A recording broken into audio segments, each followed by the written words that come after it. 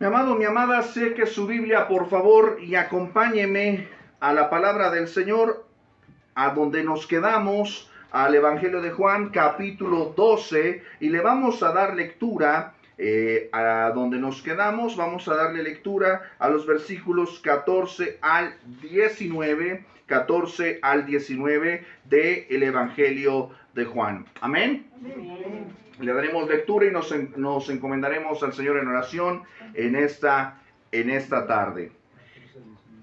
Amén. Estamos preparándonos para arrancar en esta tarde nuestro tiempo de estudio bíblico. Le damos gracias al Señor. Estamos transmitiendo en vivo y estamos compartiendo nuestras ligas, nuestra transmisión, ¿verdad? La estamos compartiendo con todos nuestros hermanos que nos acompañan del interior de la República, aquí en la ciudad. Le damos gracias y nos preparamos para nuestro tiempo de estudio. Hoy, mis amados, es sábado 24 de mayo del 2025 y al Señor le damos gloria por permitirnos estar reunidos en torno a su palabra. Clase, ¿cómo estamos? Bendecidos. Muy bendecidos, agradecidos con el Señor, y pues estamos ya preparándonos para continuar con nuestro estudio del Evangelio de Juan. Saludamos a aquellos que nos acompañan del interior de la República, de Comitán, Chiapas, nuestros hermanos de Radio Cristiana Universal 100.1. Estuvimos con ellos en esta semana en un tiempo de lunes de oración muy bendecido. Gracias a mis hermanos por esa invitación, y también saludamos a nuestros hermanos de Michoacán, saludamos a nuestros hermanos en Oaxaca. El Señor esté con ustedes, y aquellos que nos acompañan también de Estados Unidos y otras partes que nos acompañan. El Señor esté con ustedes. Estamos compartiendo nuestras ligas para que ustedes puedan conectarse, ¿verdad? Puedan estar en esta transmisión. Si usted por alguna razón no le llegan la liga de nuestra transmisión, escríbanos para que le podamos compartir, ¿verdad? Nuestra liga, y usted puede estar con nosotros en esta clase, ¿verdad? Y qué desearíamos mejor que usted estuviera con nosotros reunido presencialmente, ¿verdad? Amén. Amén. Recuerde también que todos los días, ¿verdad? Por la tarde, nosotros estamos compartiendo nuestros audiolibros, ¿verdad? Estamos compartiendo, los lunes estamos escuchando el Pentateuco, ¿verdad? Los martes estamos escuchando el Credo de los Apóstoles, y los jueves estamos escuchando disciplinas espirituales para la vida cristiana, y los viernes estamos escuchando 40 principios para la interpretación bíblica. Amén. Amén. Gracias le damos al Señor por permitirnos seguir pues trabajando en la proclamación de su palabra. Vamos al texto, ¿le parece? Vamos al texto de Juan capítulo 12, versículos del 14 al 19. Dice así la palabra de nuestro Señor.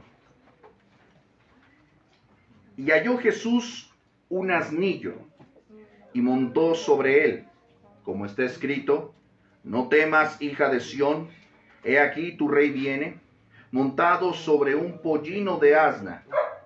Estas cosas no las entendieron sus discípulos al principio, pero cuando Jesús fue glorificado, entonces se acordaron de que estas cosas estaban escritas acerca de él y de que se las habían hecho.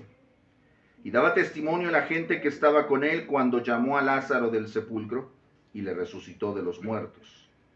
Por lo cual también había venido la gente a recibirle, porque había oído que él había hecho esta señal.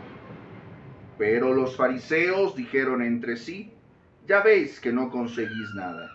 Mirad, el mundo se va tras él. Mis amados, esta es la palabra del Señor. Incline su rostro, vamos a orar. Amado Señor y bendito Padre, te damos gracias, Señor, por la dicha, la bendición, la fortuna que nos da, Señor, de estar reunidos, de estar congregados en torno a tu palabra. Sé tú hablándonos a través de este texto maravilloso, Señor, donde podemos ver, Señor, al Rey, al Rey de Reyes entrar dignamente en cumplimiento de todas sus promesas. Señor, recuérdanos que tú eres, Señor, no eres otro Dios más entre los dioses, no eres otro ídolo más, eres el Rey, eres el Señor del universo, eres el Señor de nuestras vidas, eres el Rey, tú mandas, Señor. Recuérdanos, Señor, que tu entrada, Señor, fue cuando tenía que ser y no cuando nosotros queremos. Tú eres Rey en tus términos, no eres Rey en los nuestros. En esta tarde nos postramos, Señor. Nos postramos, Señor, y alabamos tu nombre en espíritu, Señor. Porque reconocemos que aquel que entró a Jerusalén y que ha entrado a nuestras vidas y que está en este lugar es digno del honor y de la gloria. Ayúdanos, Señor, sé con nosotros en el nombre de Jesús. Amén y amén. Puede tomar asiento, mi amado, mi amada, el Señor le bendiga. Ya estamos prácticamente en la recta final de este mes de mayo y bueno, retomamos nuestra mirada en el capítulo 12 acerca de la entrada triunfal de nuestro Señor Jesucristo en Jerusalén, ¿verdad? Y la semana pasada pues reflexionábamos un poquito acerca del contexto en el cual nosotros tuvimos la oportunidad de ver que el Señor Jesús entra a Jerusalén de una forma que desconcierta a algunos, que llena de fervor a otros, pero que también llena de ira a algunos, ¿verdad? La semana pasada, pues vimos, ¿verdad?, que cómo se van dando los acontecimientos posteriormente a la resurrección de Lázaro, en la adoración, ¿verdad?, de María en Betania, ¿verdad? Y cómo esta entrada viene a cumplir cosas que ya estaban escritas acerca de Jesús como el Rey de Israel, ¿verdad? Como el Rey de Israel. Vimos también la importancia de esta figura de las palmeras, ¿verdad? Que dijimos que en el mundo antiguo, pues, ¿verdad?, las palmeras, pues, eran presentadas, ¿verdad?, para aquellos reyes que venían de la batalla, aquellos gobernantes que regresaban victoriosos, ¿verdad?, de la batalla. Entonces, estas palmeras no solamente son unas cosas que están ahí porque sí, las palmeras tienen una razón de ser, porque era un reconocimiento público, un reconocimiento masivo de que Jesús llegaba victorioso a Jerusalén, que llegaba victorioso, había triunfado a través de muchos milagros, ¿verdad? Había triunfado sobre los demonios, había triunfado sobre la enfermedad, había triunfado sobre la muerte, había podido resucitar a Lázaro después de varios días de fallecido, ¿verdad? Entonces era tanta ya su fama y tanto ya el reconocimiento público que tenía que cantaban al Señor, le cantaban 3 frases fundamentales, las mencionábamos la semana pasada. ¿Cuáles eran? Hosana, bendito el que viene en el nombre del Señor, y también le cantaban Rey de Israel o el Hijo de David, ¿verdad? Eran expresiones, examinamos nosotros los 4 evangelios, porque mencionábamos también que este es un acontecimiento importante, es un acontecimiento relevante, porque los 4 evangelios, por favor díganme cuáles son los 4 evangelios. Mateo, Lucas, Marcos y Juan, ¿verdad? Mateo, Marcos, Lucas y Juan nos hablan de este acontecimiento. Prácticamente usted lo leyó conmigo, con muy pocas diferencias. Realmente cada evangelista nos va a contar su ángulo de este acontecimiento, pero es un acontecimiento en el cual, pues, queda muy marcado en la mente y en el corazón y en la revelación bíblica. Este acontecimiento va a marcar ya la cuenta regresiva de los últimos días de nuestro Señor Jesucristo aquí en la tierra. Esta entrada en Jerusalén no será un acontecimiento aislado, no es un acontecimiento casual, va a ser el corte de listón del reino de Dios. Ya a partir de aquí el rey ya entraría en aquella ciudad, ¿verdad?, de la cual diría, por ejemplo, el salmista en el Salmo 2, pero yo he puesto sobre Sión mi rey, su santo monte, ¿verdad? Él ha puesto a Jesús como rey ¿verdad? No solamente como rey de Israel, ahorita vamos a explicar un poquito acerca de esto, ¿verdad? Pero ya entraría Jesús ya adorado como Mesías, como rey en Jerusalén, no en cualquier lugar, no entró como rey en Capernaum o en Galilea, entró en Jerusalén, que es pues prácticamente el centro neurálgico de la fe del pueblo de Israel, ¿verdad? Y esto puede parecer que nada más tiene relevancia para el pueblo de Israel, pero no, tiene una relevancia también para nosotros. Y vamos a ver el día de hoy, ¿verdad? A este Mesías incomprendido, a este Mesías incomprendido. Lo vamos a intentar hasta donde podamos avanzar, darnos cuenta de que Jesús fue un Mesías prometido. Fue un Mesías prometido. Ya desde la antigüedad, desde los días de Abraham, ya había sido anunciado mucho antes. De hecho, desde Génesis capítulo 3, versículo 15, ya estaba anunciado que vendría alguien que pisaría la cabeza de la serpiente. Pero en estricto sentido, ahorita lo vamos a ver a detalle, Jesús es el Mesías prometido a su pueblo, ¿verdad? También vamos a ver que Jesús no solamente fue un Mesías prometido, sino desafortunadamente es y sigue siendo un Mesías incomprendido. Pocas veces nos detenemos a reflexionar cuáles son las implicaciones de esta palabra, de este concepto Mesías. ¿Qué es lo que quiere decir? Muchas veces como discípulos de Cristo lo hablamos, lo cantamos, pero pocas veces entendemos qué es lo que estamos diciendo, ¿verdad? Sabemos nosotros que hay incluso antes de nuestro Señor Jesucristo, después de nuestro Señor Jesucristo y en nuestros días, Él mismo nos advirtió que vendrían falsos cristos, falsos mesías, ¿verdad? Falsos mesías. Pero también sabemos nosotros que Jesús no solo fue incomprendido, sino también fue un Mesías rechazado. Un Mesías rechazado, hubo una hostilidad patente hacia su persona, y esto es lo que vamos a ver a grandes rasgos el día de hoy. Y bueno, pues ya examinamos esta parte. Quisiera que fuéramos ya al versículo 14, ¿verdad? Donde nos dice que Jesús halló un asnillo, ¿verdad? Este asnillo sabemos nosotros, por lo que nos dicen los otros evangelistas, ¿verdad? Que pues el Señor había dado instrucciones previas para que lo encontraran, lo tomaran y se lo llevaran, ¿verdad? Y de hecho hay una nota muy interesante, muy interesante en el Evangelio de Mateo, Mateo capítulo 21, ¿verdad? 21.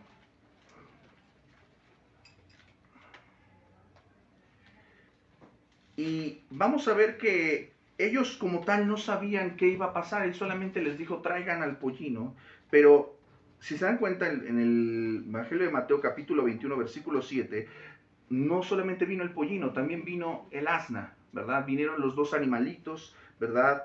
Y pusieron sobre ellos sus mantos, ¿verdad? Y él se sentó encima. Bueno, vamos a ver que montó sobre él, dice el versículo 14 de Juan 12, montó sobre él, y hay una nota que me parece muy importante. Dice, como está escrito. Como está escrito. El pasaje que nosotros encontramos aquí, citado, referenciado por el evangelista Juan, proviene de Zacarías capítulo 9, versículo 9, ¿verdad? Que es una profecía directamente mesiánica. La leímos la semana pasada, pero vamos nuevamente a ella, ¿verdad? Zacarías, vamos a recordar un poquito que Zacarías, ¿verdad? Pues es, ¿dónde lo vamos a encontrar nosotros? ¿En el Antiguo o en el Nuevo? En el Antiguo. En el Antiguo Testamento. ¿En qué sección? ¿En los poéticos? En los profetas. En los profetas. ¿Profetas mayores o menores? Menores, entonces ya sabe usted a dónde colocarse. Los últimos libros, Zacarías 9:9, lo voy a leer y usted me sigue con su vista. Que nos recuerda, ¿verdad? Esta es la profecía, ¿verdad? Que viene a cumplir nuestro Señor Jesucristo. Alégrate mucho, hija de Sión, da voces de júbilo, hija de Jerusalén. Esa es una forma de lenguaje porque está diciendo lo mismo de diferente manera.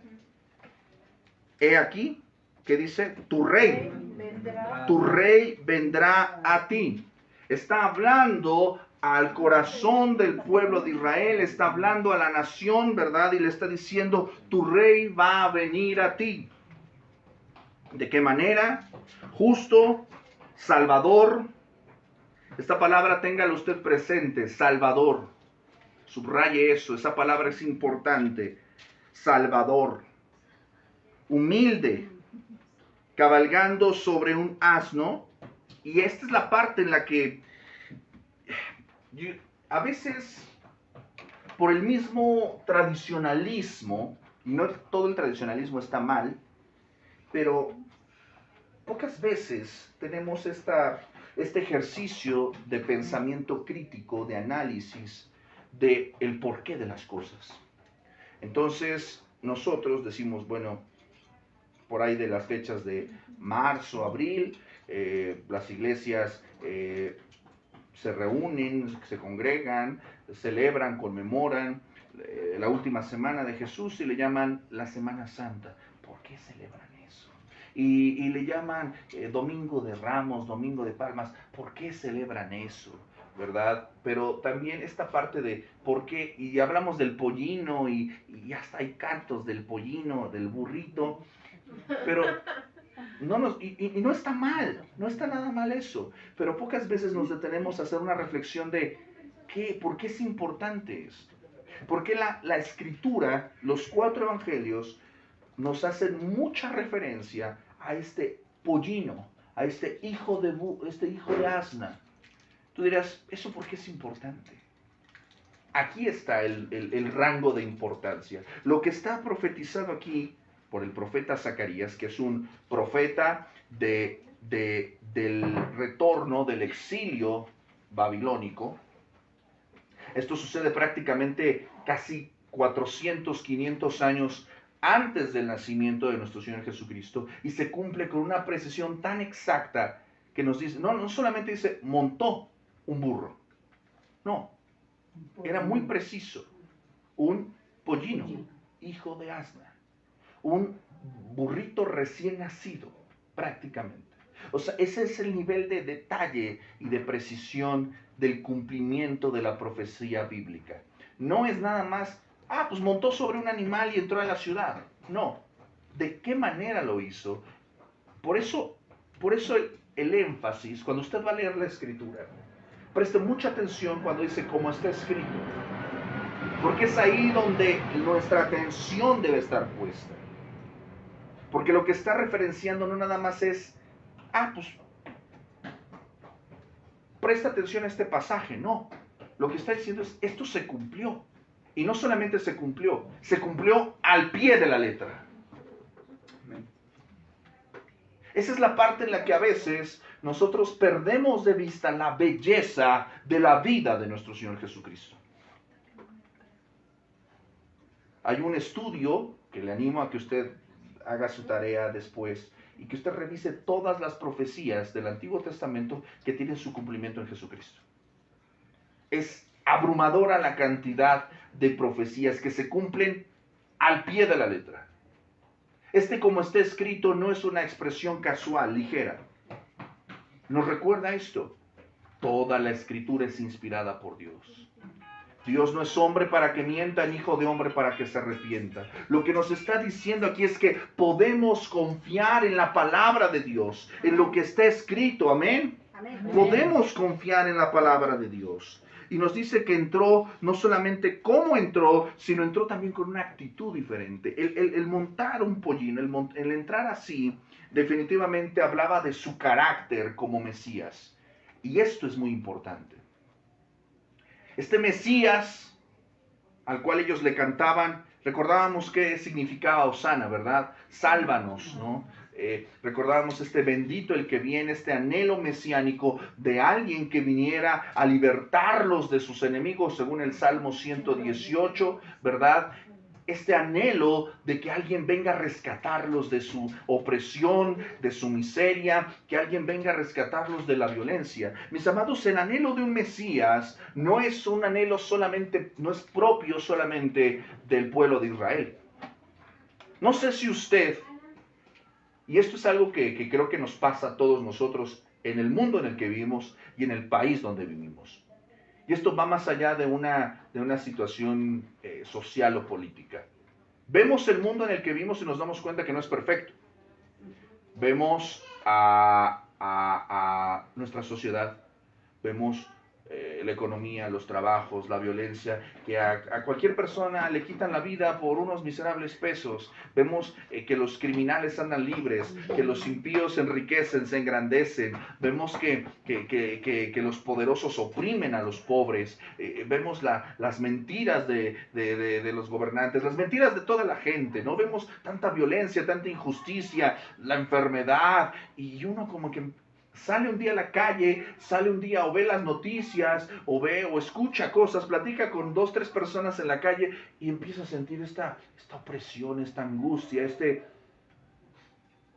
¿quién vendrá a rescatarnos de esto? ¿Cuándo va a acabar esto? Esa sensación que usted tiene todos los días, parece como canción de Panteón Rococó, ¿no?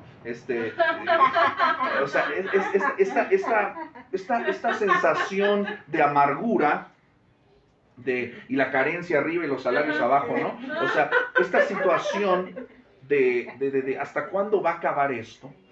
Esta amargura que uno sale a la vida cotidiana y se llena la boca de bilis, de por qué el metro se tarda tanto, y por qué no arreglan eso, ¿no? Ese tipo de desespero natural. Eso es lo que tenían el pueblo de Israel.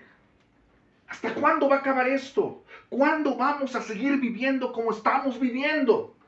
¿Quién va a parar esto? ¿Por qué hay tanta maldad en los corazones? ¿Por qué hay tanta injusticia? Eso era lo que, con esa desesperación, con ese anhelo, con ese enojo, era que cantaban a Jesús. Y era con esa esperanza, o sea, aquí viene el que nos va a hacer justicia. Aquí viene el que nos va a libertar de nuestros enemigos. Pero viene en un burrito. Viene en un burrito. Esto es importante porque habla de su carácter como Mesías. Lo leímos la semana pasada, ¿se acuerda? Apocalipsis 19:11. En su segunda venida, Jesús no va a venir en un burrito. No va a venir del mismo modo que en su primera venida. ¿Verdad? La figura del caballo habla de fuerza, poderío. ¿Verdad? Pero en su primera venida entró manso, humilde. Entonces, es muy contrastante porque lo que ellos esperaban y lo que entró los empezó a desconcertar. Los empezó a desconcertar. Es por esta razón, ¿verdad?, que es complejo lo que está pasando aquí. Porque como dice Juan, capítulo 1, a los suyos vino y los suyos no le recibieron. ¿Pero por qué no le recibieron? Porque no habían entendido correctamente las promesas de Dios. Claramente el texto bíblico nos habla de cómo iba a ser este Mesías, para qué iba a venir. ¿Para qué iba a venir? Y quiero hablar un poquito acerca de esta figura de Mesías, rápidamente nada más para que tengamos alguna mediana noción, ¿verdad?, de qué es esto de ser un Mesías. La palabra Mesías, ¿verdad?, es una palabra hebrea, ¿verdad?, que significa el ungido. Es exactamente la misma palabra que nosotros vamos a ocupar en el griego para Cristo. Cristo y el Mesías son lo mismo, el ungido. Esta expresión básicamente nos habla de una persona apartada, escogida, sobre la cual reposaría plenamente el Espíritu Santo, que tendría algo diferente. Isaías, por ejemplo, es uno de los profetas más mesiánicos. Nos va a hablar mucho del carácter del Mesías. Nos va a hablar, por ejemplo, de las características, cómo se manifestaría el Espíritu a través de Isaías, del Mesías, ¿verdad? Isaías capítulo 11 nos habla de que reposará sobre él espíritu de sabiduría, varias características del Espíritu, 7 características del Espíritu, ¿verdad?, que se manifestarían en el Señor Jesucristo. Nos hablaría de cómo sería su reinado, ¿verdad? Pero sobre todo nos hablaría de su carácter y de sus sufrimientos y del propósito. Los profetas nos van a atisbar ciertas pistas de cómo sería el Mesías, de su reinado. Y entre ese reinado también habla de que en esencia, va a ser un reinado que va a traer reconciliación con Dios, en primer lugar. En primer lugar. Ellos esperaban a un rey en un sentido obviamente militar, en un sentido político, en este sentido del que estamos hablando hace un momento. Alguien que venga y se suene a sus enemigos. Ese que me estaba maltratando, pégale. Esa era la mentalidad de ellos. Mira, me está maltratando, ve y pégale. Ese que nos está oprimiendo, ve y ponlo en su lugar. Era una visión desfigurada del Mesías. ¿Por qué? Y ahorita vamos a verlo. Acompáñame por favor a Génesis capítulo 12. Una de las promesas mesiánicas, ¿verdad? Porque el Mesías sería hijo de Abraham. Génesis capítulo 12, versículos del 1 al 3. Presta atención a lo que dice acerca del Mesías. Pero Jehová había dicho a Abraham, vete de tu tierra y de tu parentela, de la casa de tu padre a la tierra que te mostraré. ¿Está hablando a quién? El Señor a Abraham. Haré de ti una nación grande y te bendeciré y engrandeceré tu nombre y serás bendición. Bendeciré a los que te bendijeren y a los que te maldijeren maldeciré. Y presta atención, aquí viene algo importante y muy potente. Y serán benditas en ti todas las familias de la tierra. Serán benditas en ti todas las familias de la tierra. Entonces, a través de Abraham, ¿verdad? Porque es un hijo de Abraham, esto nosotros podemos verificarlo rápidamente, solamente observando, a grosso modo, si nosotros observamos la genealogía de Jesús en Mateo, vamos a ver rápidamente, Mateo capítulo 1. Presta atención desde el versículo 1. Mateo capítulo 1, versículo 1, desde el versículo 1 nos está hablando de que Jesús es el Mesías. Y nos dice dos personas fundamentales. Libro de la genealogía de Jesucristo. ¿Qué dice? Hijo de David, hijo de Abraham. ¿Qué dice ahí?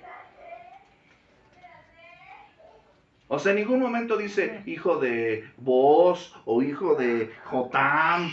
No. Dos personas resaltan en este linaje mesiánico. Abraham y David. Abraham y David. Al ser hijo de Abraham estamos hablando de que inevitablemente tenía que venir de la nación de Israel. Y que a partir de él, y esto lo veremos más adelante, no pierda de vista esto, ténganlo muy presente, porque lo que vamos a ver la próxima semana, si Dios nos permite, ¿verdad?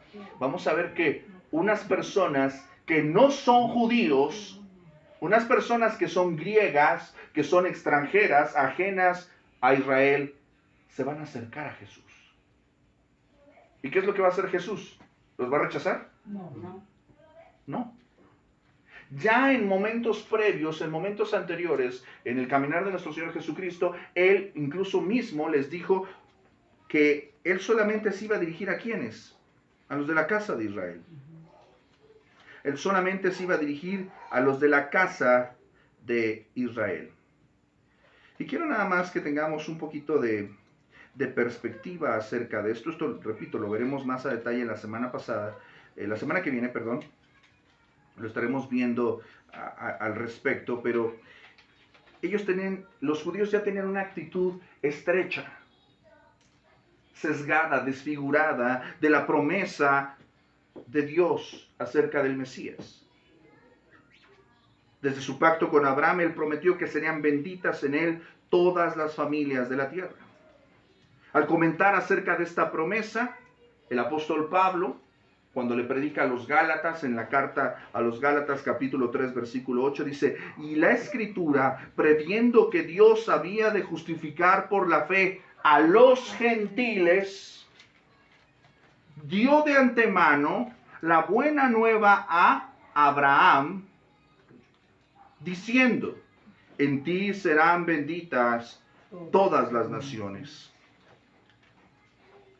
Entonces ya estaba en la mente de Dios, desde el Antiguo Testamento, que Jesús no solamente sería Mesías, sería el ungido o el salvador del pueblo de Israel, del linaje de Abraham, Isaac y Jacob, sino serían benditas en él todas las naciones, todas las familias de la tierra. ¿Puede decir amén?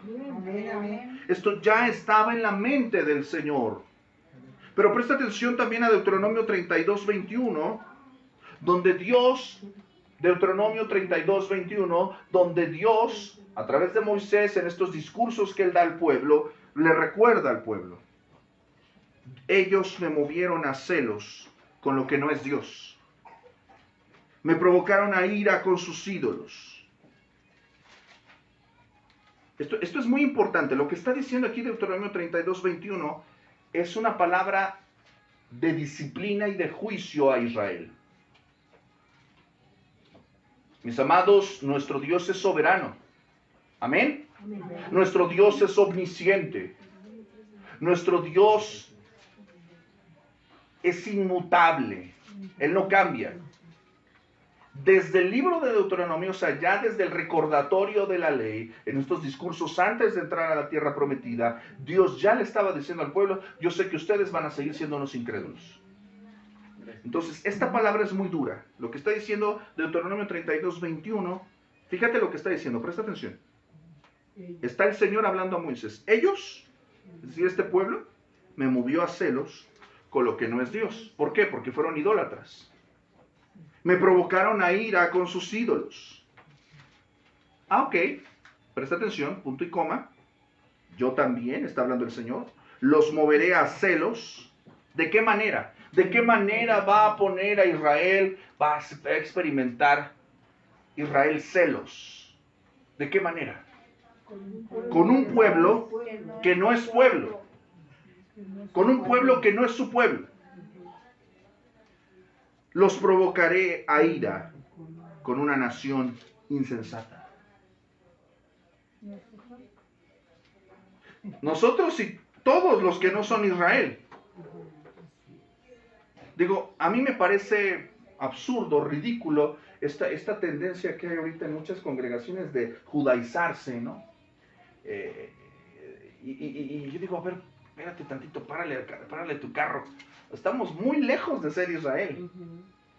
Nosotros somos pueblo, pero no somos ese pueblo.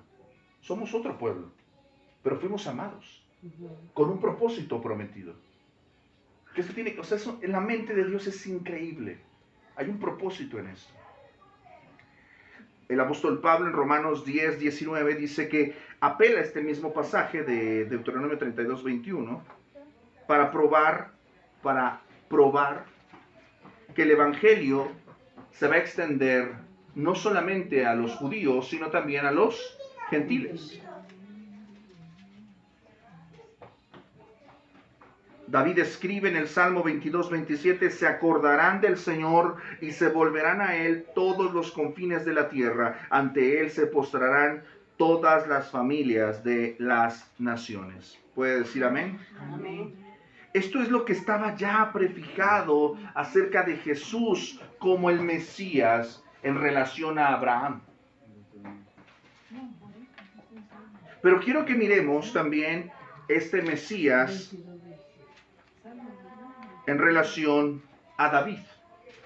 Acompáñenme al segundo libro de Samuel, capítulo 7.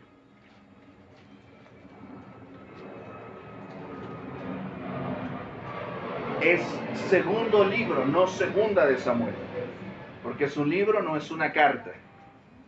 Esto de primera de Reyes, segunda de Reyes. No, es primero de Reyes, primero de Samuel, porque son libros, no son cartas. Segundo de Samuel, capítulo 7. Vamos a darle lectura a los versículos 1 al 16. Yo le doy lectura, usted me sigue con su vista. Usted conoce este pasaje. Segundo de Samuel, capítulo 7. Aconteció que ya cuando el rey habitaba en su casa, después que Jehová le había dado reposo de todos sus enemigos alrededor, dijo el rey al profeta Natán: mira, ahora yo habito en casa de cedro, y el arca de Dios está entre cortinas. Está hablando del tabernáculo. Y Natán dijo al rey: anda y haz todo lo que esté en tu corazón, porque Jehová está contigo. Versículo 4. Aconteció aquella noche que vino palabra de Jehová a Natán, diciendo: ve y di a mi siervo David, así ha dicho Jehová: ¿tú me has de edificar casa en que yo habite, en que yo more? Ciertamente no he habitado en casas desde el día en que saqué a los hijos de Israel de Egipto hasta hoy, sino que he andado en tienda y en tabernáculo. Y en todo cuanto he andado con todos los hijos de Israel, he hablado yo palabra a alguna de las tribus de Israel, a quien haya mandado apacentar a mi pueblo Israel, diciendo: ¿por qué no me habéis edificado casa de cedro? En resumen, lo que está diciendo es: yo no estoy pidiendo esto.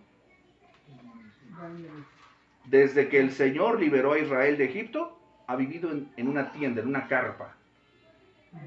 Va a vivir como ellos viven. Ustedes viven en carpas, yo vivo en carpas. Yo no te he pedido esto, David. Yo no te he pedido esto, pero presta atención. No lo está condenando, solamente lo está orientando a David acerca de... Dios no se mueve por buenas intenciones, pero presta atención. Versículo 8. Ahora pues dirás así a mi siervo David: así ha dicho Jehová de los ejércitos: yo te tomé del redil, de detrás de las ovejas, para que fueses príncipe sobre mi pueblo, sobre Israel. En resumen, le está diciendo a David: yo te escogí. Y he estado contigo en todo cuanto has andado, y delante de ti he destruido a todos tus enemigos, y te he dado nombre grande como el nombre de los grandes que hay en la tierra. Además, yo fijaré lugar a mi pueblo Israel, y lo plantaré, para que habite en su lugar, y nunca más sea removido, ni los inicuos le aflijan más como al principio.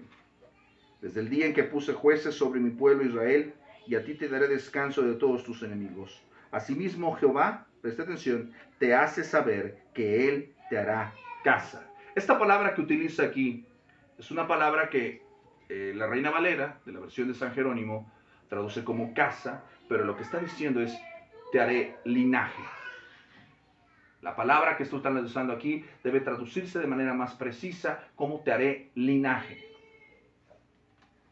Y cuando tus días sean cumplidos, porque todos tenemos un día en el que ya se cumplirán nuestros días, y duermas con tus padres, una expresión eufemística de la muerte, yo levantaré después de ti a uno de tu linaje, el cual procederá de tus entrañas, y afirmaré su reino. Él edificará casa a mi nombre, y yo afirmaré para siempre el trono de su reino. Yo le seré a él padre, y él me será a mi hijo. Y si él hiciere mal, yo le castigaré con vara de hombres y con azotes de hijos de hombres. Pero mi misericordia, presta atención, mi misericordia no se apartará de él como la parte de Saúl, al cual quité de delante de ti. Y será firmada tu casa y tu reino para siempre delante de tu rostro, y tu trono será estable eternamente. Amén. Amén. Gloria a Dios. Imagínate el pobre David, y digo pobre porque es un ser humano, como tú y como yo, limitado, chiquito, miserable, ¿no? O sea, que te avienten ese señor pastel de revelación. O sea, David queda empachado, por llamarlo de alguna manera. No está en la capacidad todavía de dimensionar todo lo que está diciendo, pero lo que le está diciendo el Señor es tremendo. Tremendo, tremendo, tremendo. Ahora, hay dos formas de leer este pasaje según la hermenéutica clásica. Este pasaje, el Señor le está prometiendo a través del profeta Natán, ¿verdad? Natán sería el mismo que le reprendería acerca de su pecado con Betsabé. O sea, que los buenos maestros, los buenos pastores, te van a corregir, pero también te van a decir palabra de bendición. Tienes que recibir ambas.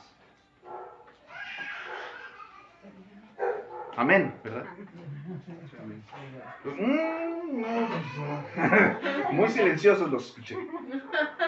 Pero presta atención porque este pasaje hay que leerlo con cuidado de dos maneras. Este pasaje también podemos decir hasta cierto punto que tiene un cumplimiento en la persona de Salomón, un cumplimiento parcial, porque David no edificaría esa casa. ¿La edificaría quién? Su hijo Salomón. Él es el que edificaría físicamente, materialmente, ese templo, esa casa, ¿verdad? Él sería el que le edificara. Y David le daría prácticamente todos los materiales para que él lo haga. Y hay toda una mirada al respecto. Salomón sería el que cumpliría esta obra. Pero hay cosas que esta profecía, y esta es la segunda mirada en la que tenemos que verlo, porque Salomón no es el cumplimiento mesiánico de esta promesa. Salomón se quedaría muy corto. Sería un reino muy próspero. De hecho, sería el momento cumbre, el momento cenit del pueblo de Israel. El momento más dorado del pueblo de Israel serían los días de Salomón. Serían los días de Salomón. De riqueza, de fama, de gloria, de extensión, de dominio, pero Salomón cayó. Entonces, no va a pasar lo mismo, ¿verdad? Pero es muy interesante porque hay unas pistas aquí en este pasaje de la promesa de Dios para con David, de que lo que vendría de su linaje duraría para siempre. Si usted observa, ¿verdad? Dice el versículo 13, Él edificará casa a mi nombre y yo afirmaré para siempre el trono de su reino. Esto no pasaría con Salomón. El trono que Dios le dio a Salomón, Salomón pasaría a mejor vida, pero el trono seguiría ciertamente en el linaje de David, pero ese trono seguiría a alguien sentado de la casa de David. Esa es la promesa. Siempre va a haber alguien sentado en el trono que sea de tu linaje. Esa es una promesa muy tremenda. Fíjate lo que dice el 14. Yo le seré a él padre, y él me será a mí hijo. Yo le seré a él padre, y él me será a mí hijo. Ponga ahí una parte, no se mueva de segundo de Samuel. Quiero que escuche lo que dice el texto de la carta a los hebreos. Quiero que escuche lo que dice el texto de la carta a los hebreos.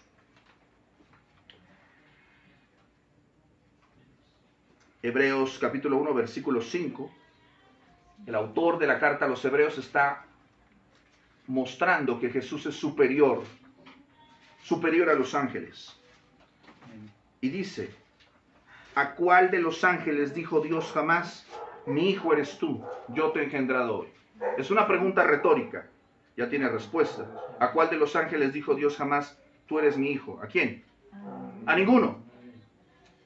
Y otra vez, y está citando este pasaje del segundo de Samuel capítulo 7. Yo seré a él padre y él será a mi hijo. ¿A cuál de los ángeles le dijo yo seré el padre y él me será mi hijo? A ninguno. Y otra vez, os está dando evidencia tras evidencia de la escritura, mostrando que Jesús es superior. Y otra vez cuando introduce al primogénito con mayúscula, al primogénito en el mundo, dice, adórenle todos los ángeles de Dios. No solamente dice a ninguno de los ángeles, sino dice, a los ángeles le van a adorar. Adórenle todos los ángeles de Dios. ¿Se da cuenta? Entonces, regrese usted al segundo de Samuel. Lo que está diciendo entonces aquí el Señor es que el Mesías no solamente sería ungido, no solamente sería apartado, no solamente sería hijo de Abraham, sino sería hijo de David. Y al ser hijo de David, ¿verdad? Llevaría con él el trono de David. El trono que Dios le dio a David sería el mismo trono que él llevaría. Un trono que será edificado para siempre. Y tendrá una relación con ese Mesías. Será su padre. El Mesías será hijo de Dios. Y dice el versículo 16, será firmada tu casa. Y ya sabemos ahí, ya usted ya le anotó ahí, que cuando dice casa está diciendo tu linaje, ¿verdad? Y será firmada tu casa y tu linaje y tu reino para siempre delante de tu rostro, y tu trono será estable eternamente. Por eso cuando nosotros constantemente Vemos en el Antiguo Testamento esto de hijo de David, por amor a tu siervo David, por amor a tu padre, a nuestro padre David. Están hablando de esta esperanza mesiánica. Regresemos. Digo, perdón, tengo que utilizar a veces ejemplos muy coloquiales. Regrese usted a este pensamiento, esta frustración mesiánica. Tipo canción de... Regrese a este enojo todos los días de ¿cuándo va a venir alguien a resolver esto? ¿Cuándo va a venir alguien a poner las cosas en su lugar? Ese día ocurrió en el mes de Nisan, de acuerdo a lo prometido por el profeta Daniel, a través del profeta Daniel. Amén. Hay mucho más que decir acerca del Mesías. Tiempo no tengo y no es el objeto de nuestro estudio, pero, mis amados, el Mesías de Israel también es nuestro Mesías. Amén. Él vino ya a tratar con los problemas más importantes de la vida del hombre. Ciertamente sí, sigue habiendo injusticia, sigue habiendo violencia, sigue habiendo opresión, sigue habiendo reinados y gobiernos injustos. Pero mis amados, el problema que Cristo vino a resolver en su primera venida fue a someter al pecado, a la muerte, a Satanás, al infierno. Y vino a rescatarnos de nuestra condenación y hacernos uno con Él, hacernos sus hijos. Amén. Amén. Gloria a Dios. Él vino a resolver el problema fundamental del corazón de los hombres. De nada serviría, mis amados, y eso es importante, de nada serviría que usted, pongámoslo de esta manera, de nada serviría que usted tuviera todas las riquezas del mundo, una casa inmensa, el mejor trabajo, si el problema de su corazón no estuviera resuelto. Usted seguiría yendo a la condenación eterna. Jesús viene a poner en orden todas las cosas. Y lo primero que viene es a rescatar nuestras almas. Él viene a inaugurar un reino de humildad. Por eso dice, viene a ti tu Rey, Salvador. Él viene a salvarnos. Él viene a cumplir plenamente todas aquellas promesas que fueron hechas a Abraham, a David. Y usted acaba de leer conmigo la genealogía. Él fue hijo de David y fue hijo de Abraham. A quienes cantaban en aquella tarde era al hijo de Abraham y al hijo de David. Versículo 16. ¿Pero qué cree?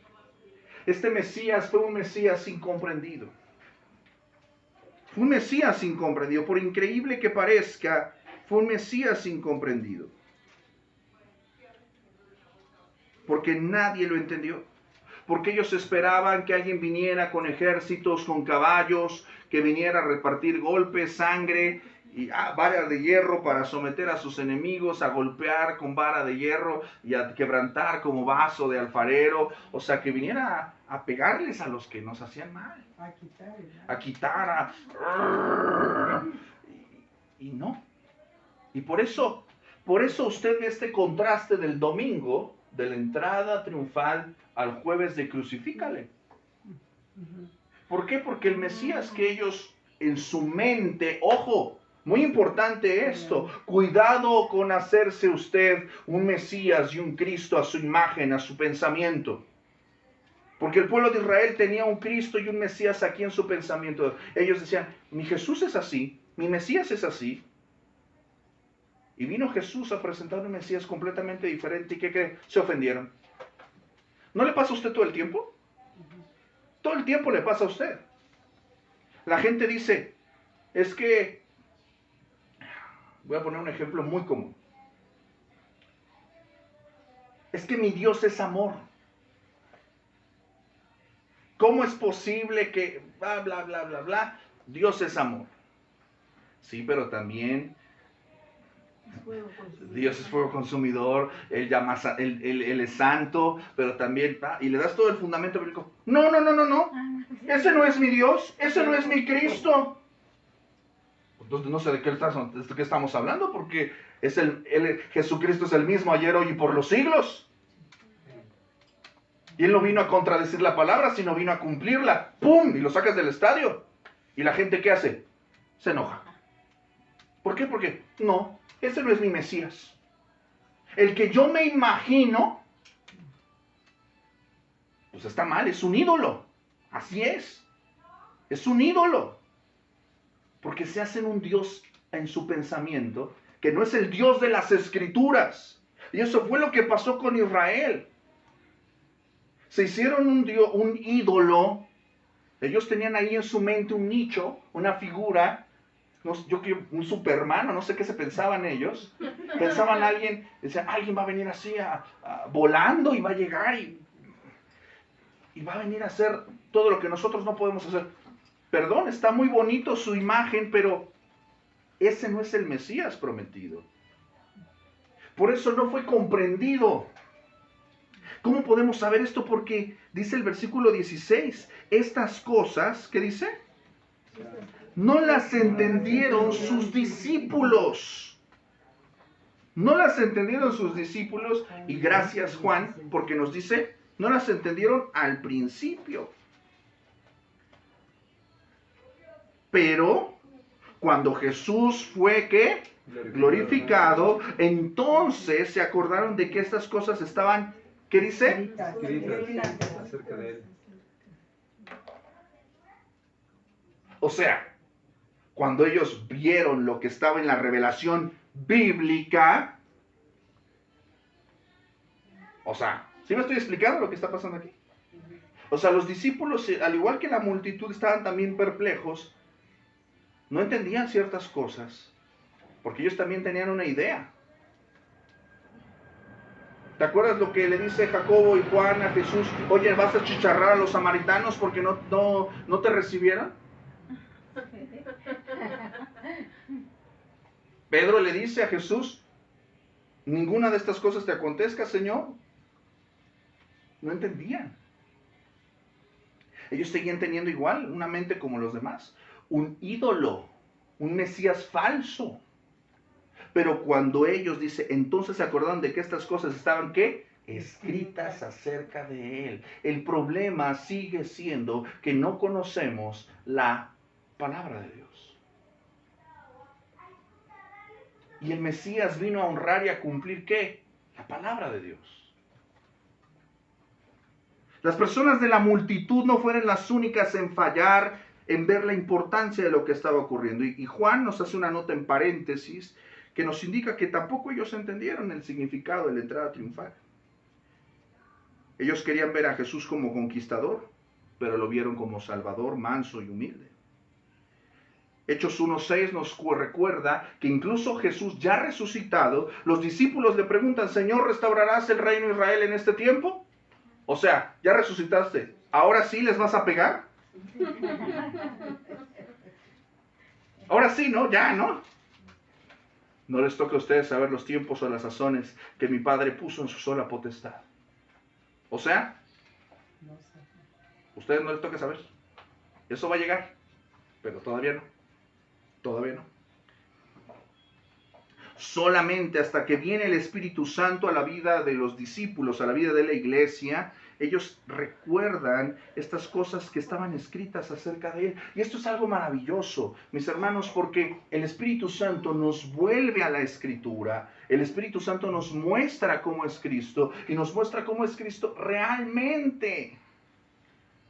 Por eso mucho ojo, mucho cuidado, mis hermanos, con estas teologías raras, con estas teologías extrañas, con estas situaciones extracarismáticas. No está mal lo carismático, pero el Espíritu siempre, siempre, siempre le va a llevar a Cristo y siempre le va a llevar a cosas que estén coherentes, firmemente sostenidas por la palabra de Dios.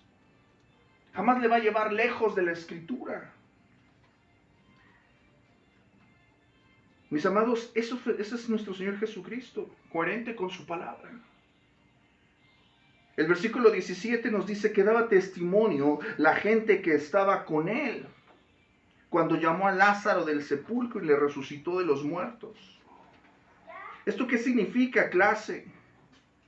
Significa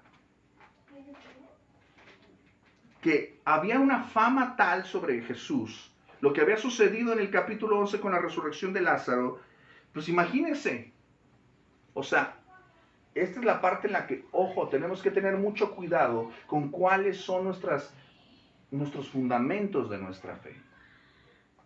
Esta gente, dice el versículo 17, daba testimonio a la gente que estaba con él cuando llamó a Lázaro del sepulcro y le resucitó de los muertos. Es decir, ellos tenían el impacto tremendo del milagro de Betania.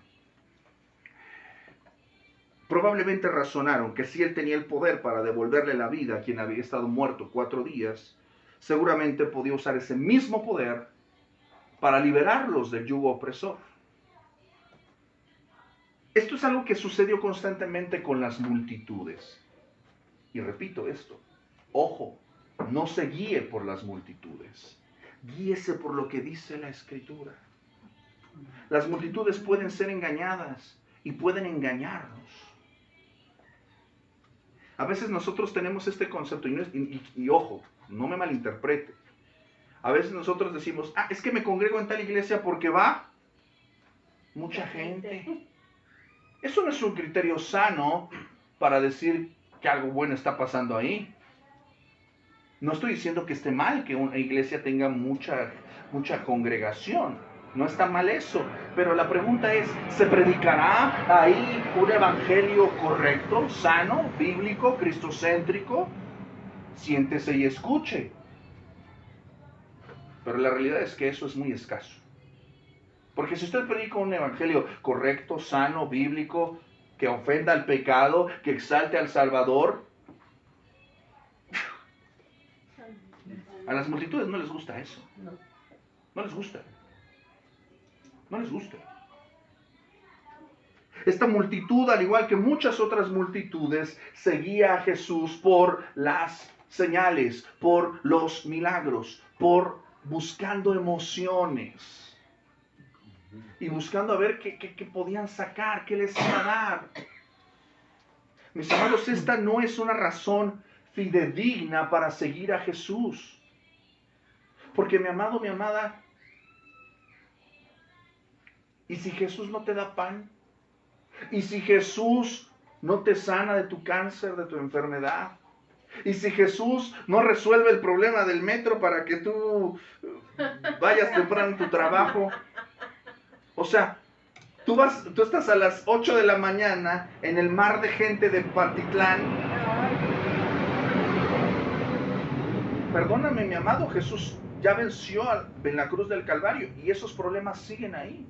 Entonces, ¿eso significa que Jesús no es el Mesías que esperamos? No, no es un Mesías como nosotros creemos o pensamos. Él está por encima de eso. Él tiene que reinar en nuestras vidas, en nuestros corazones, independientemente de los problemas que tenemos. Jesús es Rey. Amén. Amén. Le voy a dejar de tarea en la semana que usted lea el libro del profeta Habacuc. Antiguo Testamento, sección de profetas menores, son 3 capítulos, no se va a empachar. Cuando le deje leer Isaías 66 capítulos, entonces sí grite. Pero ahorita nada más son 3 capítulos. Y le hago el spoiler, así como si usted le pone al Netflix o al canal que usted quiera ir, que le da una sinopsis ahí. Esta película se trata de esto. Habacuc es un profeta que habla desde lo personal. Casi siempre todos los profetas nos van a hablar desde la revelación que ellos reciben. Así dice Jehová el Señor. Pero Habacuc va a hablar desde él mismo al Señor. Y va a decir, Señor, tú que eres santo, muy limpio de ojos para ver el mal, ¿por qué permites que nuestros enemigos, que los caldeos vengan y nos maltraten? ¿Por qué permites que nuestros enemigos nos opriman? Y él está en este diálogo, ¿verdad? Guiado por el Espíritu Santo. Y él entiende, el profeta entiende, y a través del Espíritu Santo nos deja algo muy potente. Dios incluso puede usar a los caldeos, a los enemigos del pueblo de Dios, como instrumento para enseñarle algo a su pueblo. Dios puede utilizar lo que Él quiera. Él es soberano. Él es soberano. y Él es rey. Y eso significa que Dios no le vas a torcer el brazo con un ayuno, no le vas a torcer el brazo con un retiro espiritual, no le vas a torcer el brazo con que cantes 2 horas, no le vas a torcer el brazo con que estés declarando y decretando como borrego, no le vas a torcer el brazo. Jesús es rey y Él va a hacer siempre su voluntad, aunque no te guste, y va a utilizar cosas que te van a incomodar, que te van a quebrar. Él te va a poner vecinos difíciles. Él va a prosperar a los hermanos que no te caen bien y va a decir, ¿y por qué tú no prosperas si eres cristiano? Venme. Desde que eres cristiano te va peor. Él te va a poner en situaciones donde te dicen, ¿dónde está tu Dios? ¿Eso significa que Jesús no es rey? Sí. Claro. Él es rey. Amén. ¿Por qué estoy en Metro Pantitlán a las 8 si yo me mato trabajando y no puedo para comprarme un carrito? Porque Jesús es rey. Porque eso es mundano y lo que Él nos viene a liberar es espiritual. Pero no hay nada de malo en tener un carro o no tenerlo. Sino el punto aquí es, Jesús es rey en las circunstancias, a pesar de las circunstancias y sobre las circunstancias. Y Habacuc termina. Por eso te estoy dando el spoiler para que te animes a leer Habacuc. Y léelo si quieres en la Nueva Traducción Viviente para que no se te haga difícil en la Reina Valera. Pero Habacuc termina con un canto maravilloso. Los últimos versículos son extraordinarios. Dicen, aunque la higuera no florezca, aunque los labrados no den mantenimiento, aunque no haya vacas en los corrales, aunque me vaya mal, aunque esté enfermo, no tenga trabajo, aunque tenga problemas, aunque mis hijos no respondan, aunque mi marido siga siendo igual de chacal, no importa. Estoy disparando al aire. Cualquier estimulación. Yo nada más estoy poniendo un ejemplo. Nadie se sienta personalmente agredido. Pero lo que está diciendo Habacuc es esto. ¿Qué pasa si me va mal? ¿Qué pasa si las situaciones no cambian? ¿Qué pasa si el Señor Jesús murió en la cruz y los romanos siguieron teniendo el control de medio mundo? Y los romanos no solamente tenían poder, tuvieron más poder y persiguieron a la iglesia terriblemente. ¿Y Jesús no era rey? Sí. Pero Él lo permitió con un propósito.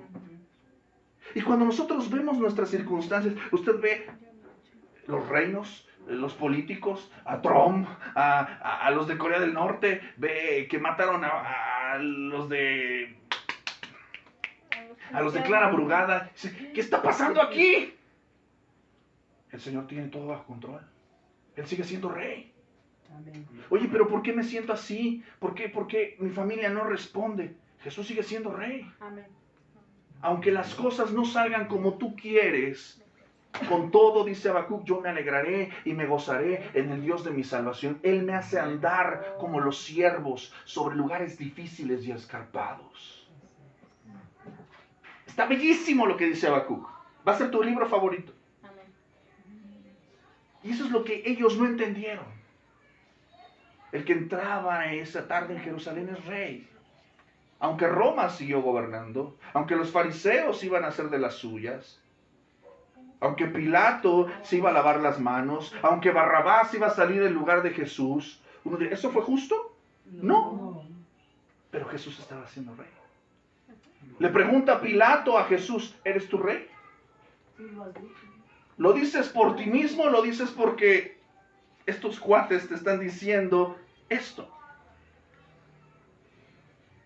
Háblame, a ver, convénceme, palabras más, palabras menos, le está diciendo Pilato. Convénceme, yo estoy en... Papito, yo soy Pilato, yo soy Poncio Pilato. Yo tengo buenos conectes aquí con la delegación. Ahorita mismo te libero, tú nada más dime de a cómo va a ser el moch. A ver, no tienes más autoridad que la que te ha sido dada. Dios es rey, Él gobierna. Y Jesús fue a la cruz. Y su cruz decía, este es el rey. judíos. ¿Te imaginas lo que representó para los apóstoles decirles, ¿se acuerdan de su Mesías?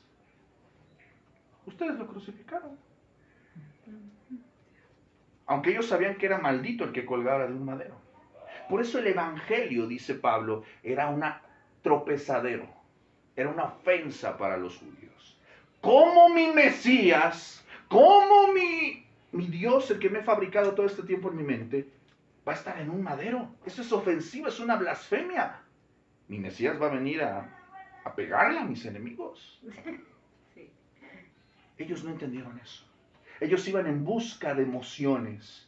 Iban en busca de alguien que les fuera a dar lo que ellos querían. Y Jesús no es rey para tu complacencia. No es rey en tus términos, es rey en los suyos. Y Él viene y Él ha gobernado siempre nuestras vidas de acuerdo a su voluntad, no a la nuestra. Amén. Amén.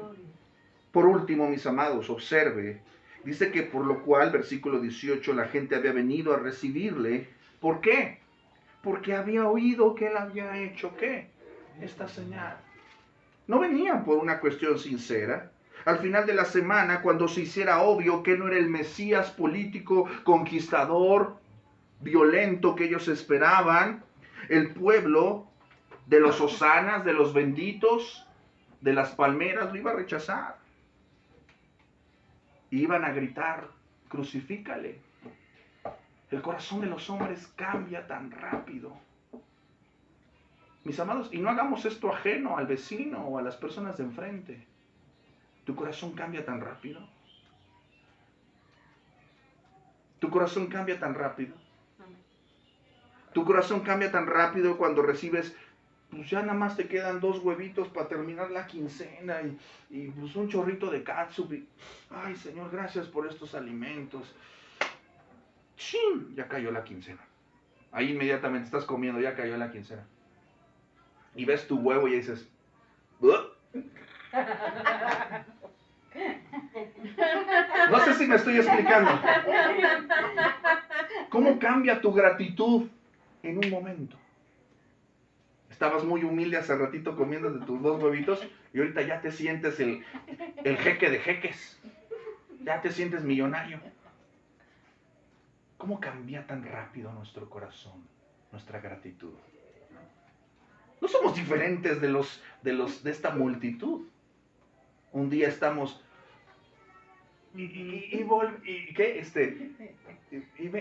¿cómo dice el canto? Y volverá descendiendo en una nube en majestad, el rey pronto vendrá. Pero el rato vas a llegar al lunes y ¿qué pasó? O sea, ni siquiera, no necesita que pase una semana para que tu gozo se caiga al suelo. Entonces se te olvida una cosa, mi amado. Jesús es rey. Y tu gozo debe ser el mismo. Amén. A todos nos pasa y el que diga que no, mentiroso. Porque a todos nos pasa. Es el corazón humano. Mis amados, nuestro Mesías es incomprendido. Mucha gente no lo entiende, pero también lo rechaza. Lo rechaza. Dice, pero los fariseos dijeron entre sí, ya veis que no conseguís nada.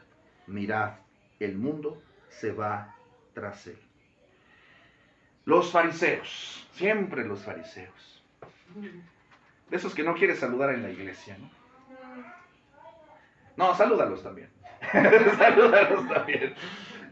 Pero me encanta porque si tú te das cuenta, dice, pero los fariseos. Es decir, todos estaban en esa tarde gozosos, festivos, cantando, Hosana, el Mesías, qué bueno. O sea, ciertamente la multitud no entendía lo que estaba cantando, no eran del todo sinceros, eran superficiales, pero lo que cantaban era algo cierto. Lo que estaban diciendo era verdad. Pero nunca falta el aguafiestas. Nunca falta el cara de limón. Nunca falta. Alguien que siempre ve un pero, siempre ve un problema, siempre ve el negrito en el arroz. Nunca falta. Porque el espíritu de descontento, de amargura, de rencor, de resentimiento, también está presente. Los fariseos miraban esta escena con frustración, con alarma, porque se les estaba saliendo las cosas de control. Mis amados, Jesús es rey, ¿por qué no lo pudieron contener? No lo pudieron contener. No pudieron jalarle la correa como ellos querían. No pudieron ponerle un bozal. Jesús predicaba con autoridad y obraba con autoridad, y ellos no comprendían esa autoridad. No lo podían controlar. Por eso habían decidido, recordamos que ellos ya habían decidido ¿qué? Matarle. ¿Cuál era su miedo? ¿Cuál era el miedo de los fariseos? ¿Se acuerda usted?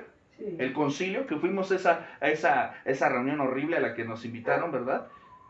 ¿Qué decía Caifás? ¿Qué iba a pasar? ¿Qué miedo tenían? Perder todo el negocio. Que vinieran los romanos y ¿qué? Les quitaran todo. Pues les sacaran el cinturón y dijeran, a ver, ¿qué está pasando aquí? Pau, pau, pau. ¿Sí o no? Sí. Ese era el miedo. Van a destruir nuestro templo, nos van a quitar todo, nos van a oprimir más. Ese era su miedo de los fariseos. Incluso ya habían ordenado que quien conociera a Jesús lo arrestara. Les dijera dónde para arrestarlo. Se les estaba yendo de las manos. No sorprende que ellos se decían entre sí. Ya ves, no estamos logrando nada. A pesar de sus mejores esfuerzos para silenciar a Jesús, no podían hacer otra cosa más que culparse a ellos. Más adelante, la revelación bíblica nos dice que en el libro de los Hechos de los Apóstoles, uno de los fariseos, un hombre sabio llamado Gamaliel, les diría, cuidado, no sea que ustedes se encuentren luchando con Dios. Y eso es lo que estaban haciendo ellos. Estaban luchando con Dios. Aunque ellos no lo sabían, estaban cumpliendo también los propósitos de Dios. Mirad, el mundo se va tras él. Esta expresión expresa la profundidad de su consternación. Cuando hablan del mundo, no están hablando de todo el mundo, es una hipérbole, es una exageración, habla de las personas en general. Toda la gente lo va y lo sigue. ¿Qué es lo que podemos resumir hasta este punto acerca de la entrada triunfal? Mis amados, nuestro Cristo, nuestro Mesías, fue un Mesías que cumple su palabra. Él no es como los reyes de este mundo que dice una cosa y después se le olvida y dice otra. Él viene a cumplir y a obedecer la palabra de Dios. Amén.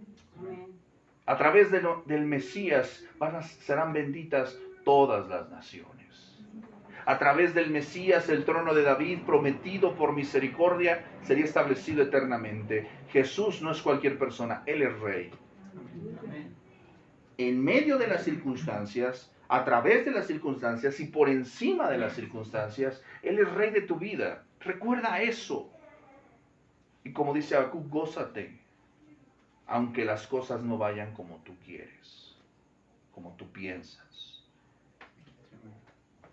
Nuestro Mesías es incomprendido y es rechazado. A los suyos vino y los suyos no le recibieron. Tú no le rechaces, recíbele como Él es, no como tú quieres que sea. Y cuando lo hagas, realmente podrás experimentar un gozo sincero, una paz. Y vas a estar entonces en Metro Pantitlán a las 8 de la mañana, sinceramente gozándote, sabiendo que Él es Rey de todo eso. Y lo verás, es el día en una nube, con tus audífonos ahí. Vas a gozarte incluso en esa circunstancia. Y vas a saber que Él tiene el gobierno de todo. Y vas a estar en paz. Y vas a saber que todo va a terminar bien para el pueblo de Dios. Porque Jesús ha ganado la victoria. Amén. Amén. Vamos a orar. Bendito Dios y Padre nuestro, te damos gracias, Señor. Gracias, Padre, porque a través de tu Hijo Jesús has cumplido tu palabra, has cumplido tus promesas. Tú no eres hombre para que mientas, tú no eres hijo de hombre para que te arrepientas. Te damos gracias, te damos gloria, te alabamos, te bendecimos, Señor, porque en medio de nuestras circunstancias y a pesar de ellas, Señor, tú gobiernas nuestra vida, Señor. Permítenos, Señor, cada vez que abrimos tu palabra y cada vez que oramos, Señor, rendirnos al señorío, a la majestad de tu Hijo Jesús. Arrebátanos incluso de nosotros mismos. Que no se haga lo que nosotros queremos, sino lo que tú quieres. Recuérdanos que tú eres Rey. Rey sobre todo. Rey por encima de todo. Que tu palabra es ley para nosotros. Oh Señor, destierra de nuestro corazón cualquier tipo de imagen falsa acerca de Jesús. Nosotros no podemos gobernarte a ti, convencerte a ti. Nosotros no se trata de que tú hagas lo que nosotros queremos, sino que nosotros, Señor, nos rindamos completamente a lo que tú quieres. Oh Señor, toma tu pueblo, toma tu iglesia, toma tu remanente, Señor, y revélale las cosas que están escritas acerca de ti, para que su gozo sea cumplido, para que su gozo sea pleno, y para que puedan descansar en tu salvación. Nosotros, Señor, te alabamos y te bendecimos. Rey de reyes, Señor de señores, nuestro Mesías, Cristo Jesús. Amén y amén. Clase, ¿cómo estamos? Bendecidos. Muy bendecidos, agradecidos con el Señor. Recuerde que la próxima semana, si el Señor así lo permite, seguiremos en el capítulo 12 y miraremos, ¿verdad?, el acercamiento de los gentiles y de los griegos acerca de Jesús. No se pierda este pasaje porque va a ser de gran bendición. Le animamos, le exhortamos a que invite a una persona especial que no haya conocido el Evangelio, que esté alejada del Señor. Acérquese, ¿verdad?, para que tráigala, para que podamos escuchar todos juntos el llamado de Cristo a la mesa del Señor. Amén. Recuerde que toda la semana tenemos programa de palabra del Señor. Tenemos nuestros audiolibros lunes, martes, jueves y viernes. Y nos volvemos a ver aquí el sábado. ¿A qué hora, clase? A las 6. A las 6, guiño, guiño. ¿Verdad? A las 6, guiño, guiño. Mis amados, ustedes que nos acompañan, esto usted lo está viendo a través de Facebook Live, lo va a poder escuchar también a través de YouTube, nuestras reproducciones de nuestras listas y todo nuestro material disponible en SoundCloud y en Spotify. Tenga una excelente semana, Dios le bendiga y recuerde, a Dios sea la gloria. Hasta pronto. Amén.